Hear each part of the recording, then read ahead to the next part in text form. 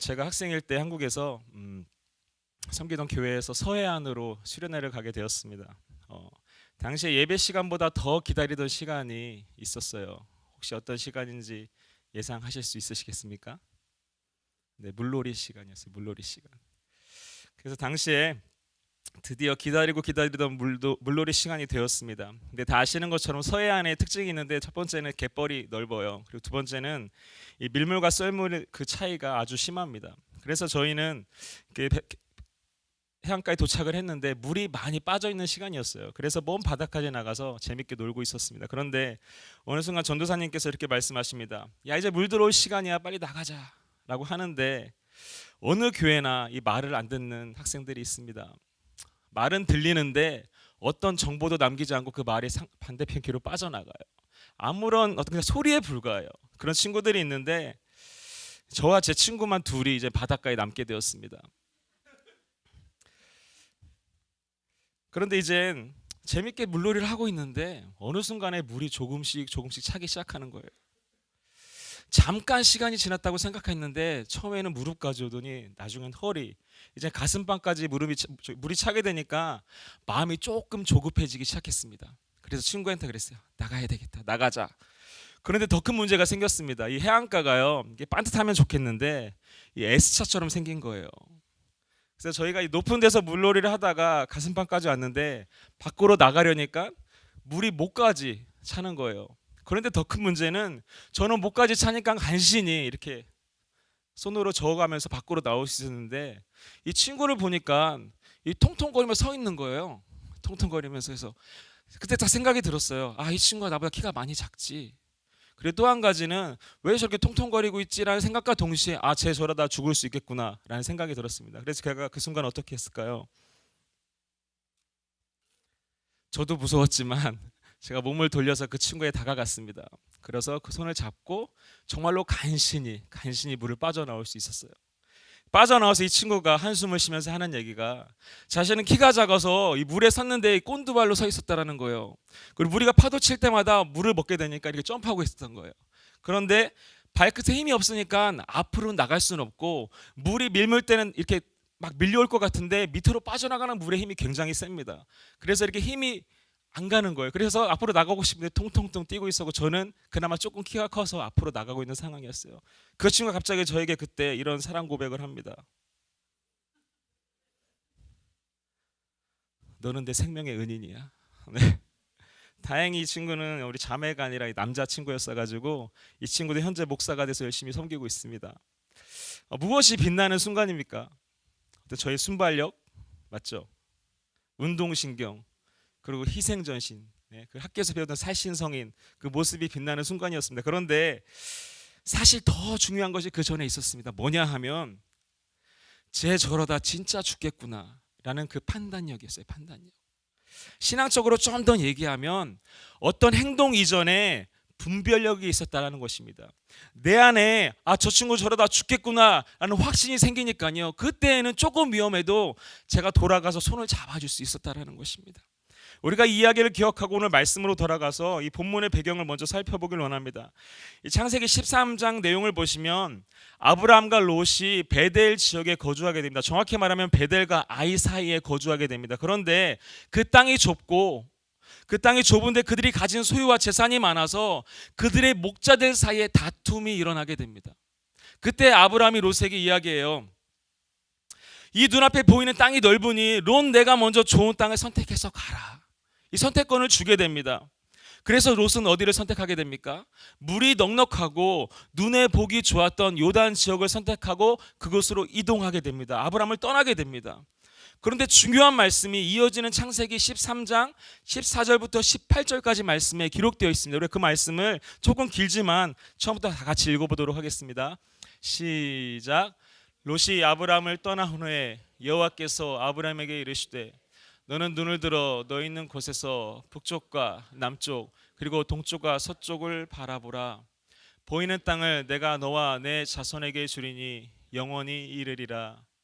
내가 내 자손이 땅의 띠끌 같게 하리니 사람이 땅의 띠끌을 능히 셀 수 있을진데 내 자손도 세리라.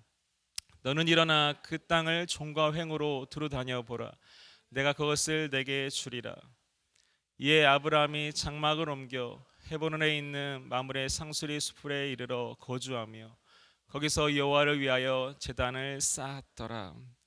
오늘 말씀이 보여주는 중요한 것은요, 롯은 물이 많은 땅, 눈에 보기 좋은 땅을 선택해서 자신의 유익이 되는 대로 나아갔다라는 것입니다. 그런데 아브라함은 하나님의 말씀을 들은 이후에, 그 이후에야 비로소 그가 머물던 장소를 옮겼다라고 성경은 기록하고 있습니다. 여러분, 이 둘에게는 분명한 차이점이 있습니다. 첫 번째는요, 현실적으로 봤을 때 이 롯은 모든 것을 다 가졌습니다. 좋은 땅도 있고 넉넉한 물도 있습니다. 계산해 보면 답이 딱 나와요. 어떤 누구의 승리예요? 롯의 승리예요. 모든 상황과 환경이 롯의 승리라고 말을 해주고 있습니다. 그런데 이런 상황 가운데서 우리가 가져야 하는 가장 중요한 분별력이 무엇입니까? 롯에게는 모든 것이 다 있었지만 하나님의 말씀이 없었다라는 것입니다. 그 삶에 재산도 있고 소유도 있고 많은 것을 가지고 있지만 그에게는 하나님의 말씀이 없었다라는 것입니다. 그렇지만 아브라함에게는 무엇이 있습니까? 그가 비록 롯과 비교하면 넉넉한 땅도, 좋은 어떤 물이 넘쳐나는 그런 땅도 차지할 수 없었지만 그에게는 무엇이 있었습니까? 하나님의 말씀이 있었다라는 것입니다. 하나님의 약속의 말씀이 아브라함에게는 있었다라는 것입니다.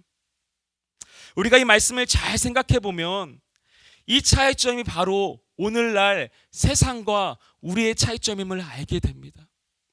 세상 사람들이 다 가진 것 같습니다.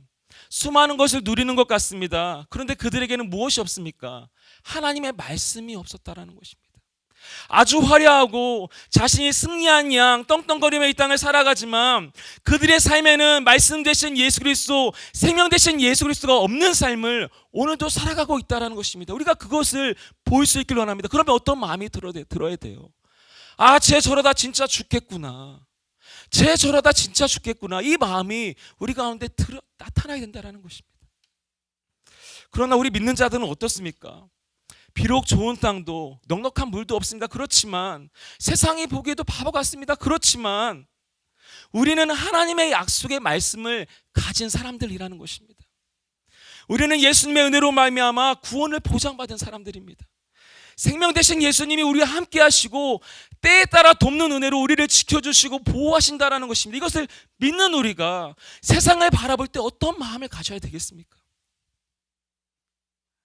모든 것을 다 가졌어도 말씀 없이, 예수님 없이 살아가는 세상을 향해서 우리의 마음 가운데 불쌍히 여기는 마음이 일어나야 된다는 것입니다. 쟤 저러다 죽겠구나. 이 분별력이 우리가 일어나길 간절히 축원합니다. 그런데 사실 우리가 이런 말씀을 듣고 이 말씀을 우리의 삶에 대입해 보면 세상과 우리의 차이점이 마치 롯과 아브라함의 차이처럼 분명히 드러납니다. 그런데 문제는 우리의 마음 가운데 오히려 세상을 부러워하는 마음이 솔직히 있다는 것입니다. 세상의 방법을 따라가려고 하는 마음에 그런 유혹들이 내 삶 가운데 계속 있다는 것입니다. 자꾸만 나도 모르게 이 롯의 길로 가려는 마음이 우리 가운데 일어난다는 것입니다. 그래서 결과적으로 오늘 많은 믿는 자들의 마음 가운데 이 긍휼함이 사라지게 됐습니다. 믿지 않는 자들 향해서 분별력 없이 그들을 부러워하며 그들의 길을 따라가는 모습들이 나타나게 됐다는 것입니다. 이런 분별력이 없기 때문에 그들을 향해서 어떤 행동도 취할 수가 없는 것입니다. 그런데 그런 우리에게 오늘 본문 11절 12절 말씀은 정확히 말씀합니다. 우리 다 같이 한 번 더 본문 말씀 읽도록 하겠습니다. 시작.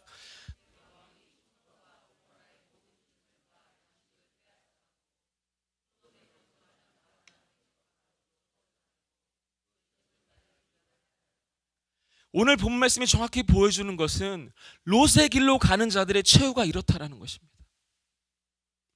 롯은 눈에 보기 좋은 땅을 선택해서 갑니다. 그리고 이 도시 저 도시 계속 옮겨 다닙니다. 그러다가 가장 눈에 보기 좋고 매력적인 도시에 정착하게 됩니다. 어디였습니까? 바로 소돔이었습니다. 소돔.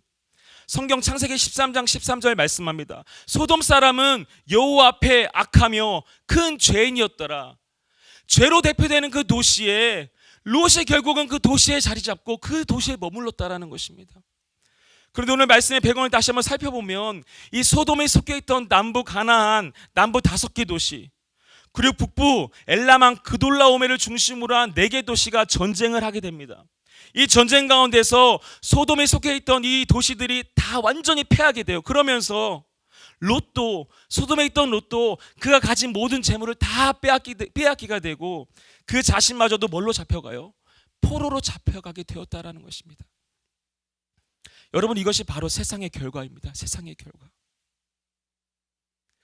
우리 믿는 자들이 가져야 하는 분별력은요, 현실에서 얻어지는 것이 아니라 결과로부터 나와야 됩니다. 무슨 말인가 하면요, 현실로 볼 때 솔직히 부러운 것들 많습니다. 내 마음에 유혹되는 거 너무나도 많습니다. 그렇지만 우리가 그 결과를 알고 있잖아요. 그 결과를 보고 현실을 보면 마음이 달라지는 거예요. 아, 저들의 인생의 끝이 무엇이구나 정확히 확신되어지기 때문에 저들의 현실이 아무리 화려해 보여도 저들은 누구예요? 불쌍한 자들이에요. 우리가 꼭 손을 잡고 이끌어줘야 하는 구원받을 대상이라는 사실을, 그 분별력이 우리 가운데 일어나야 된다는 것입니다. 아브라함과 롯의 이야기를 다시 한번 생각해 보면 이 결과를 생각하고 롯을 보니까요, 롯이 정말로 불쌍한 사람이에요. 눈에 보기 좋은 거 선택해서 갔지만 그 결과를 미리 알고 롯을 보니까요, 너무나도 불쌍한 사람이에요. 세상을 바라보는 우리의 마음이 이 마음이어야 한다는 것입니다. 부러움이 아니라 불쌍함입니다. 긍휼함입니다. 주님의 마음으로 그들에게 나아가서 분별력 있게 나아가서 생명 대신 예수 그리스도를 증거하는 것이 우리의 사명이라는 것입니다.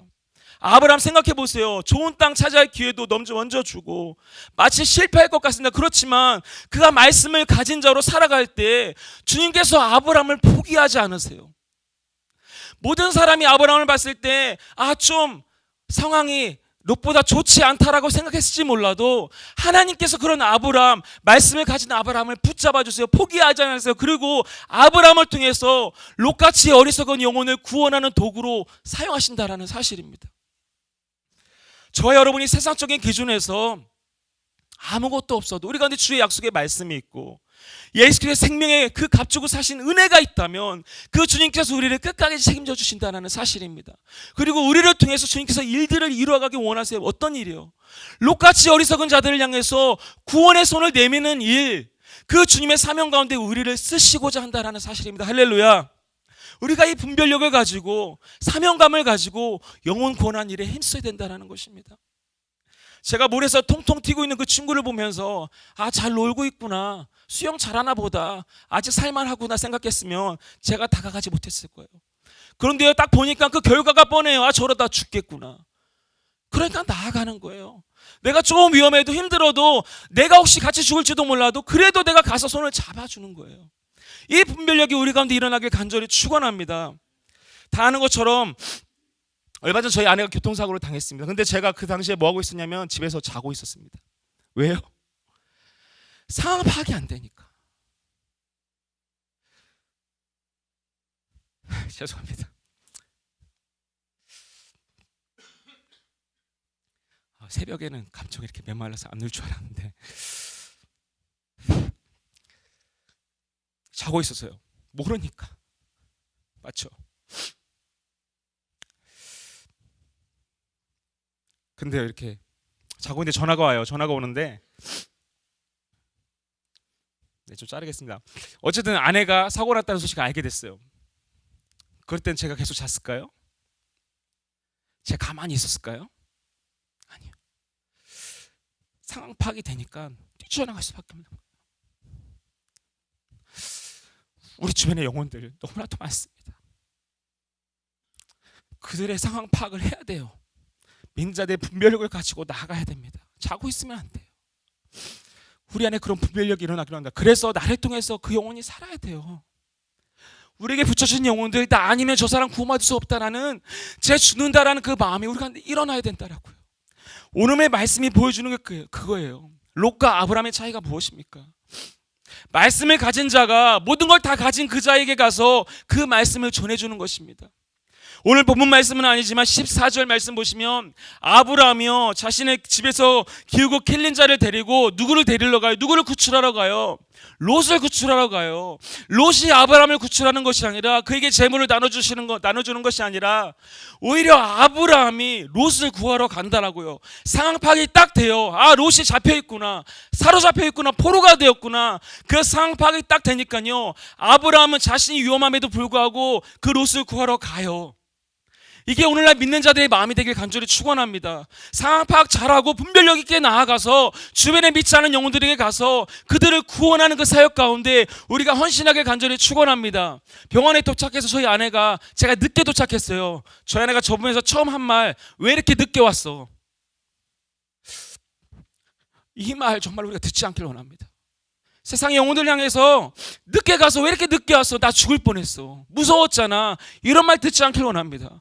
지금 빨리 분별해서 빨리 상황 파악해서 우리 주변에 믿지 않은 영혼들에게 구원, 복음의 능력을 전하고 하나님 전하고 영혼 사랑, 영혼 구원하는 마음으로 그들을 주님께로 이끄는 저 여러분에게 간절히 축원합니다. 사랑하는 주님, 일주일 남았습니다. 무엇 하시겠습니까? 오늘도 우리가 기도합니다. 이제 기도하고 나아가서 말씀 증거해야 됩니다. 아브라함처럼 결단하고 롯 구하러 가야 됩니다. 그때 하나님께서 롯을 통해, 아브라함을 통해서 롯을 구원하신 것처럼 여러분을 통해서 그 일들을 분명히 이루어가실 줄 믿습니다. 할렐루야. 그 일들을 오늘도 믿음으로 감당하는 저 여러분들에게 간절히 축원합니다. 다 같이 기도하시겠습니다.